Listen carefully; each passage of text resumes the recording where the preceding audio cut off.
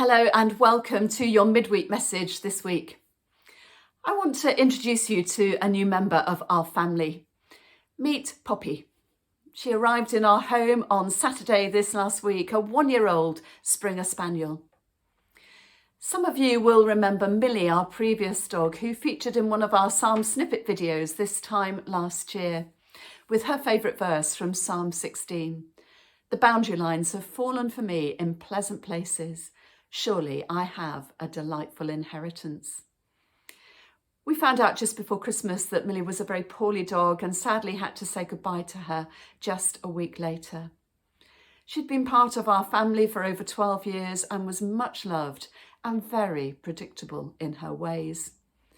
So several times this week I found myself remembering one of my favourite psalm snippets from Psalm 139. You are familiar with all my ways. That was true of Millie in a way that it can't yet be said it's true of Poppy. We're still getting to know Poppy. We're still getting to be familiar with her ways, to understand and respond to her needs. So I came downstairs at 5:30 the other morning to a very familiar smell of puppy poo that took me right back to when our first dog, Tessie, had puppies back in 1996. But I am happy to tell you that we've had a couple of better nights since then.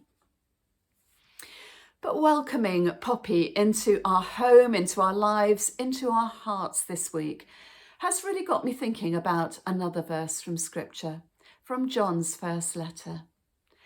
See what great love the Father has lavished on us, that we should be called children of God, and that is what we are.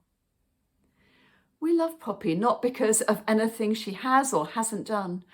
We love her because we've chosen her. We've chosen to love her, and we want to lavish love on her. And I have to say, she's a very willing recipient of our love. She just wants to be close to us, to please us, and to hear us say, well done, Poppy, good girl. And you know, it's just like that for God with us. He loves us, he welcomes us, he delights in us. He wants to lavish his love on us, and he loves it when we stay close to him, when we live in a way that pleases him. I came across this quote from the late Archbishop Desmond Tutu earlier on that I think sums up really well what I'm saying. God has created us, upholding us in being from moment to moment, providing us with our very existence. Despite everything that conspires against this truth, each one of us is of immense worth, of immense value, because God loved us. That's why God created us.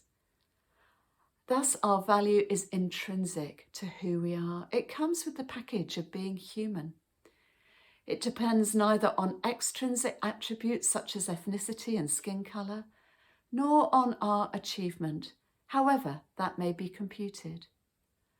Our worth stems from the fact that we exist only because of the divine love.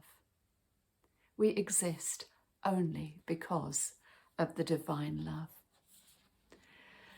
So let's live in a way that allows God to lavish us with his love. Let's be willing recipients of his love, and let's look to please him in every way, every day.